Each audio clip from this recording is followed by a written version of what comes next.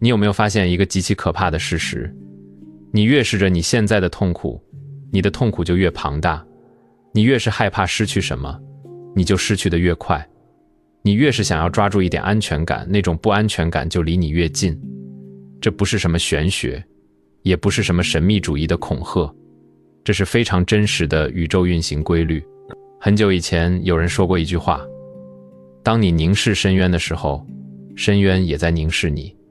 今天我们不讲那些让人听不懂的晦涩哲学，我们用量子宇宙和能量频率的真实法则，把这句话彻底撕开，看看它到底在我们的现实生活中扮演着什么样致命的角色。在真正进入今天这个可能彻底改变你后半生轨迹的话题之前，我想先请你在评论区留下一个答案。你现在盯着的那个深渊到底是什么？是还不完的负债？是一段互相折磨早就该结束的关系？还是对未来那种深不见底的恐惧？写下来，不要害怕面对它，这就是你走向破局的第一步。我们在评论区里互相做个见证，看看有多少人其实和你一样，正困在这个无形的牢笼里。当你把他的名字写下来的那一刻，你就已经开始剥夺他的力量了。好了，我们切入正题。你觉得深渊是一个具体的地方吗？比如贫穷，比如失败，比如失业，比如被别人看不起？其实根本不是。深渊是一种频率，一种极低的、极度粘稠的能量场。深渊完全是你内心的投射。在量子物理里面有个极其重要的概念，叫做观察者效应。听起来很枯燥，但我用最直白的话解释给你听。在这个宇宙里，所有的可能性原本都不是固定的，它们原本都是一种波，一种飘忽不定的、包含着无限可能的状态。只有当观察者的视线落上去的那一瞬间，也就是当你的意识去关注它的那一刻，这个波才会坍缩，变成一个确确实实的物理现实。这意味着什么？这意味着你的注意力在哪里，你的现实就在哪里。你的视线具有创造现实的力量。你每天盯着自己的穷，你每天都在算计那几块钱的得失，你的大脑就在不断地处理穷这个信息。你的每一个细胞，你的潜意识，你的呼吸节奏，都在震动着一种匮乏的频率。你的生活就会不断地坍缩成贫穷的现实。你盯着深渊，你其实就是在用自己的生命能量，用你宝贵的注意力去喂养这个深渊。深渊原本是不存在的，它是空的，但是它感受到了你的注视，它吸取了你的恐惧、你的焦虑、你的不甘心，然后它睁开了眼睛，长出了獠牙，活生生地把你拉了进去。欲望就是你跟自己签下的一份契约，这份契约残酷地规定了，你在得到你想要的那个东西之前，都要一直保持痛苦。而凝视深渊，就是你跟痛苦签下的一份终身契约。你盯着自己没有的东西，你盯着可能发生的灾难，你就在无时无刻地履行这份痛苦的契约。让我给你讲一个真实的人的事情。为了方便，我们叫他老林。老林的故事没有任何夸张的成分，他就是几年前的你，或者就是此时此刻屏幕前的你。老林是个极其渴望成功的人，他出生在一个非常普通的家庭，父母都是那种辛劳了一辈子也没有攒下什么钱的老实人，所以老林从小就认定一个死理，人必须得拼命，必须得吃苦，必须得把别人踩在脚下，才能在这个世界上活下去。吃得苦中苦，方得人上人。这句话成了一个烙印，深深地刻在他的骨头里。大学毕业后，他进了一家竞争极其激烈的行业，做着一份外表光鲜但内部倾轧严重的工作。老林每天工作12个小时，周末都在回邮件，手机永远是不敢静音的。他盯着什么呢？他每天都在死死盯着身边的同事，看谁抢了他的客户，看谁在老板面前多说了一句话。他盯着老板的脸色，反复揣摩自己今天的汇报有没有做错事。只要买下那套大房子，他就能彻底安全了，就能向所有人证明他不是个失败者。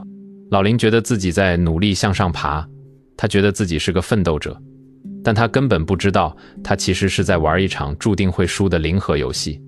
这是一种典型的地位游戏。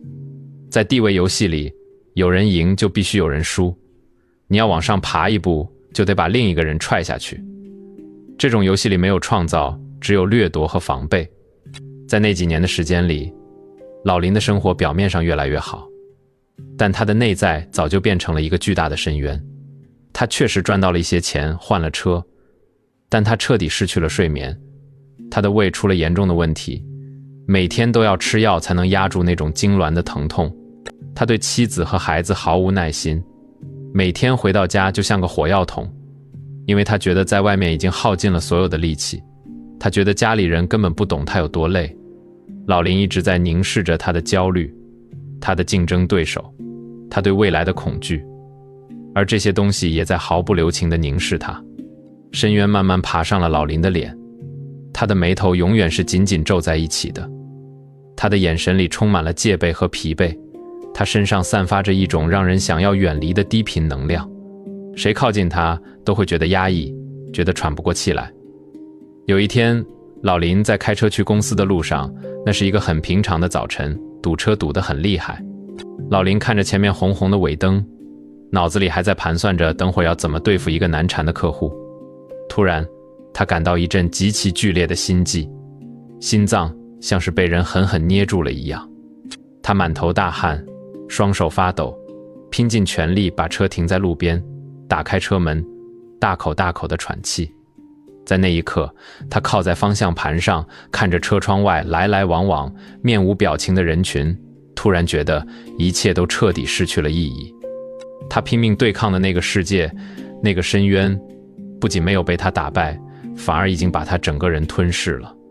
他突然意识到，如果自己现在就死在这个车里，他银行卡里的那些数字，他争夺来的那些职位，连1毛钱的价值都没有。老林的故事接地气吗？这就是我们大多数普通人最真实的缩影。我们从小就被教育要盯着问题看，要盯着别人看，要比成绩，要比收入，要比谁过得好。我们从小就在练习如何凝视深渊。为什么会这样？我们把底层的逻辑拿出来彻底拆解一下。老林的失败，或者说我们很多人的痛苦，根本不是因为不够聪明，也不是因为不够努力，恰恰相反，是因为太努力了，但把力气完全用错了方向。你以为拼命盯着问题，拼命出卖自己的时间，拼命在这个世俗的绞肉机里工作就能改变命运。你以为财富是靠1小时1小时的苦力换来的，但那个硅谷的智者早就看透了这一切。真正能为你创造财富和内心绝对平静的，从来不是苦哈哈的体力或者脑力劳动，而是杠杆，是独特的个人见解，是复利，是把自己从那个必须要出卖时间才能换取金钱的牢笼里解放出来。你盯着深渊，其实是因为你太想控制结果了，你太害怕那个坏结果发生，你害怕付不起房租，害怕被同龄人抛下，害怕老无所依，所以你死死盯着它，试图用自己那点可怜的控制欲去对抗整个世界的不确定性。但宇宙的法则恰恰是相反的，你越是执着于控制结果，你越是抓不住任何东西。水里的沙子，你握得越紧，流失得越快。你需要做的是彻底的放下。这听起来像是一句没用的鸡汤，但你如果懂得了能量和频率的运作方式，你就会知道这是最冷酷的真理。你听过能量场吗？不要把它当成迷信。现代物理学早就证明了，一切物质的本质到了最微观的层面，根本没有实体，全是振动的能量。钱是能量，健康是能量，爱也是能量。人和人之间的交往，本质上就是能量的交换。高频的能量是什么？是喜悦，是平静，是接纳，是毫无保留的创造。低频的能量是什么？是恐惧，是愤怒，是内疚，是算计。当你凝视深渊，当你为明天根本还没有发生的事情焦虑的睡不着觉时，当你因为别人的一句话就在心里翻江倒海时，你整个人就处在一种极低的频率里。在这种犹如泥沼般的频率下，你是不可能吸引到任何好东西的，你只会吸引来更多让你感到焦虑、愤怒和无力的事情。因为同频相吸，这是宇宙间最铁的定律。你像一个巨大的信号发射塔，你每天都在往外发射匮乏的信号、恐惧的信号。宇宙是非常公正且机械的，它接收到了你的信号，就会非常精准地把匮乏和恐惧打包回馈给你。你怕什么，它就给你来什么。所以深渊也在凝视你。这句话从量子能量的角度来翻译，本质上就是宇宙在真实地回应你的频率。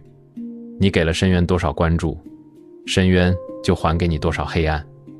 那么破局的关键到底在哪里？怎么才能做到不看深渊？当房贷车贷压在头上的时候，当生活一地鸡毛的时候，怎么可能不去盯着看？那位智者给出的答案非常直接，也非常震撼。退出那个让你痛苦的游戏，彻底退出，去寻找你真正的热爱，去培养你的独特技能，去做那些对你来说就像是玩耍一样轻松快乐，但对别人来说却像是在拼命工作的事情。让我们回到老林的故事。老林后来是怎么做的？那次在路边差点崩溃，经历了一场生死边缘的体验之后，他向公司请了一个长假。他没有再去想怎么把手里的项目做得比别人好，他甚至没有去医院开各种治疗焦虑的药，他只是把自己关在家里，拉上窗帘，关掉手机，连着睡了整整3天。那3天里，他仿佛死了一次。醒来之后，他看着窗外透进来的一束光，做了一个让所有人都觉得他疯了的决定。他不再盯着那个叫做职场竞争的深渊看了，他辞职了。很多人觉得这太疯狂了，简直是不负责任，身上还有那么重的房贷，还有老婆孩子要养，怎么能说辞就辞？在世俗的眼光里，老林这是在逃避现实。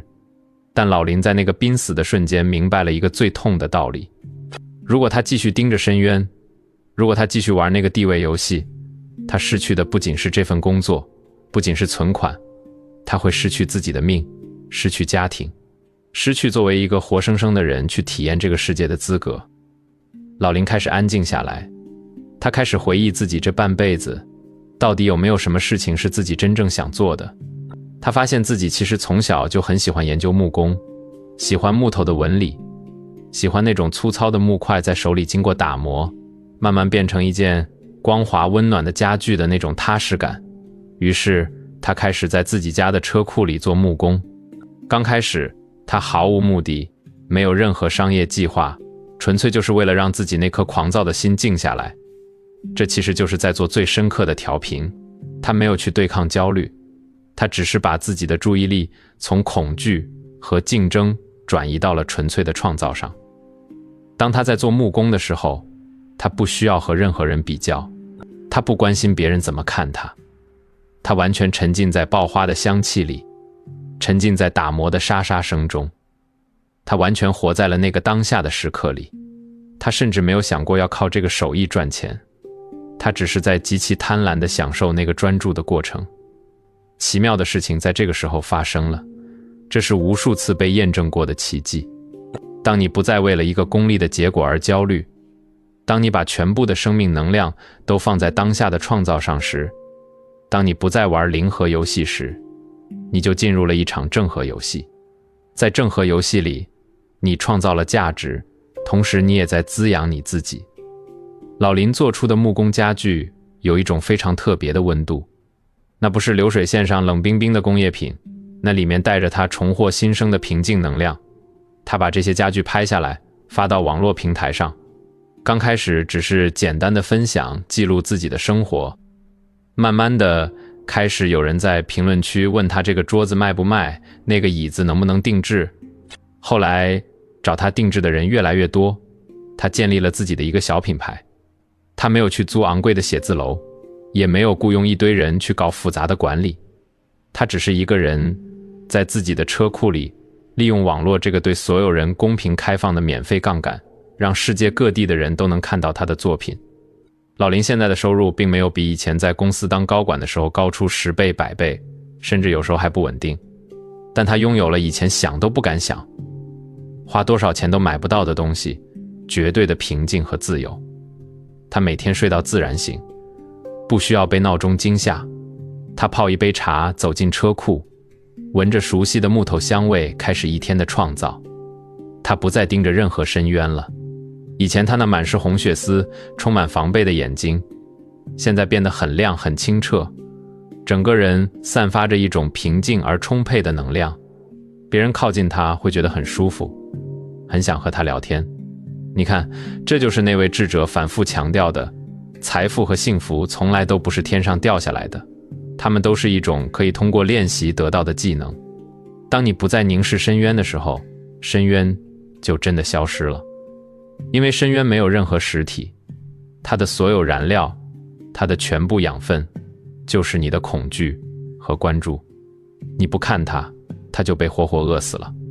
我想极其认真地告诉你，你现在的痛苦，你现在的困境，你觉得走投无路的那些瞬间，其实很大一部分都是你脑海中虚构出来的幻想，是你自己用不断的胡思乱想把它们无限放大了。你以为你没有选择，你以为你被困在原地了，其实你随时随地都可以转身。我知道这听起来很难，极其的难。当信用卡的催款短信发到你的手机上，当老板在工作群里半夜艾特你，当你的伴侣因为鸡毛蒜皮的事情和你大吵大闹的时候，你要怎么做到不去凝视这些深渊？这些痛苦那么真实地刺痛着你，你怎么可能装作看不见？答案不是逃避，不是装聋作哑，而是拉开距离。你要学会成为自己生命的观察者，这也是量子宇宙里最核心的秘密。当你感到巨大的焦虑升起的时候，当你想发火的时候，不要去压抑它，压抑只会让它在暗处变得更强大，也不要被它带着走，不要认同它，你就静静地看着它。你在心里告诉自己，我看到了我的焦虑，我看到了我的恐惧，这是我的情绪，但这不代表我不是我的情绪。我是一个广阔的空间，情绪只是经过我的云朵。在量子的世界里，你随时都可以重置自己的频率，不需要花钱，不需要去深山老林里修行，只要你深深地吸一口气，把所有的注意力全部拉回当下这一刻。你看看周围的环境，看看窗外的阳光，听听外面的风声或者车流声，感受一下你的脚踩在地板上的感觉。你仔细体会一下，在这一秒钟里，在当下的这一个瞬间里，其实没有任何可怕的事情正在发生。没有人在这一秒拿刀逼着你，世界末日也没有在这一秒到来。你所有的恐惧，所有的窒息感，全部来自于对过去的懊悔和对未来的想象。当你安住在当下，深渊就失去了它的立足之地。放弃去掌控一切的残酷念头吧。真正的力量从来不来自于死磕和对抗，而来自于如水般的接纳。你要找到那个能让你进入心流状态的领域，那是你的避难所，也是你力量的发源地。去回想一下，当你还是个孩子或者10几岁的时候，有什么事情是你不需要任何人逼迫，你自己就能玩上一整天的。别人觉得你是在受苦，但你自己觉得极其过瘾，那就是你的独特知识，那就是你在这个世界上的独一无二的签名。在这个领域里，你不断地积累你的见解，你打磨你的手艺，然后你要学会利用现代社会最伟大的发明去放大你的价值。不要再只靠出卖体力赚钱了，去利用杠杆。代码是杠杆，自媒体是杠杆，甚至你现在看到的一段视频，一篇文章也是杠杆。这些杠杆在你睡觉的时候，在你吃饭的时候，都在为你工作，为你传播价值，去玩长期的游戏，和那些有长期主义思维的人在一起。坚决不要在那些短暂的消耗你的充满戾气的人和事情上浪费哪怕1秒钟的生命。把你的视线从那个烂泥潭一样的深渊里收回来，抬起头去看看满天的星星。你必须明白，你的内心本来就是圆满的，你不需要去外面抓取什么东西来填补自己，不需要名牌包，不需要比别人大10平米的房子，不需要那些虚伪的赞美，你本身就是宇宙体验它自己的一种奇妙方式。你带着巨大的创造能量来到这个世界上，绝对不是为了每天盯着深渊发愁，不是为了在老板的责骂声中唯唯诺诺地度过一生的。你是来体验创造的喜悦的，你是来体验爱的，你是来玩的。把赚钱当成一种副产品，这句话听起来很欠揍，但这是最高的智慧。当你做的事情本身对他人就有价值，当你在做这件事的时候，内心充满平静和不可思议的喜悦时，钱会自然而然地流向你。因为钱是一种能量，钱最喜欢流动，钱最喜欢待在高频的地方。你整个人发着光，钱怎么可能不来找你？不要再去管身边的人怎么看你，不要再去玩那些比谁开的车好，比谁的孩子成绩高，比谁更有钱的无聊游戏了。那些游戏只会让你越来越穷，越来越空虚。把你自己的生命活成一道极其耀眼的光，光所在的地方，哪里还有什么深渊？深渊甚至连凝视你的机会都没有，因为它的所有黑暗会在你转身的那一瞬间，被你身上的光芒瞬间照得粉碎。所以，从今天开始，甚至就从你看完这个视频的这1秒钟开始，把你的视线果断地移开。不管你现在面临着多大的烂摊子，去洗个热水澡，感受水流冲刷身体的感觉，去给自己做一顿好饭，慢慢地嚼咽每一口食物，去睡一个没有任何杂念的好觉。明天早上醒来，去做一件哪怕非常非常小，但能让你真心感到开心的事情。一点一点的，一步一步的，把你的生命能量从深渊那个吸血鬼那里夺回来。你不仅能完成自救，你还能成为身边人的杠杆，用你的平静去感染他们。这就是今天我想告诉你的全部真相。这也是隐藏在这个喧嚣、浮躁、充满诱惑和恐吓的世界背面最底层的运行法则。希望你能在这个光怪陆离的世界里，真正找到属于你自己的那份别人拿不走，你也丢不掉的平静财富。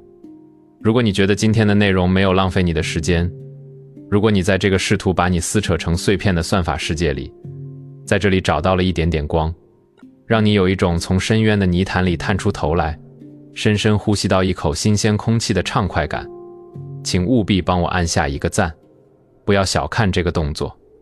这个小小的点击不仅是对我创作的支持，更重要的是，这是你在向那些冰冷的算法，向这个浩瀚的宇宙明确地宣告你的选择。你在用行动表示，你选择接收高频的能量，你选择脱离那些只会制造恐慌的低频信息，你在坚决地离开那个不断消耗你生命的深渊，你在给自己的人生调频。还有，别忘了订阅这个频道，打开旁边的小铃铛。你知道现在的网络环境有多么的杂乱无章，每天有无数的信息垃圾在试图入侵你的大脑，试图重新把你拉回焦虑的泥潭里去。打开小铃铛，让我们保持一种高频的连接，在这个流量为王、娱乐至死的时代里，给自己保留一块极其珍贵的、属于内心成长和财富觉醒的干净阵地。每一次的更新推送，都是一次帮你重新校准频率的温柔提醒。在这里，我们坚决不制造任何焦虑，我们不贩卖那些虚假的成功学，我们只提供最真实、最底层，能够让你用来破局的思想杠杆。最后，还是那句老话，不管外面的世界怎么喧嚣，不管经济环境怎么变化，不管别人怎么向你贩卖恐慌，你都要死死守住你心里的那份静气。只要你心里不乱，这世上就没有什么东西能把你真正推入深渊。我们下期见。